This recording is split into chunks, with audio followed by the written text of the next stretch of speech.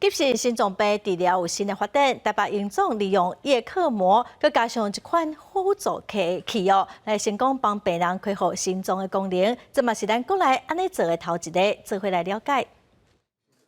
把宝宝送到冷冻库的这个15到20分钟的这个路程，这回程之后他就已经就是在急救，所有的护理师跟那个医生都在急救他，因为可能要装叶克膜。原本只是因为太太巴肚感染，爱将囡仔提掉，煞熊熊变做急性心脏衰竭，需要插管。医疗团队用 ECMO 加金配式心室辅助器紧急抢救，即马陈小姐伫培供了后，已经会当正常生活。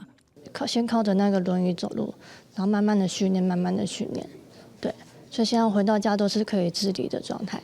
台北荣总病院表示，金配式的心室辅助器，就是一种干那经过皮肤，无需要开鼻仔骨，就会当帮助心脏跳动的辅助器。机器本身就亲像一支关子笔，手术时间短，病人空喙细，风险嘛比传统辅助器更较低。那这个传统的这种心室辅助器，它的伤口大概就是像这么大，大概20公分左右。金皮式的这个辅助器，它大概1个小时就可以结束哦。那传统的话会需要花6到8个小时。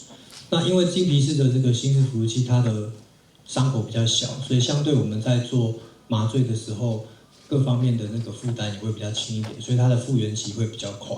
然后手术风险会比较低。金配式心室辅助器专门用伫对 ECMO 反应无啥好的病人身上。不过医师提醒，病人的血管若是比原子笔更较幼，要进行这项手术，还佫需要评估。记者麦尚永曾派文台北报道。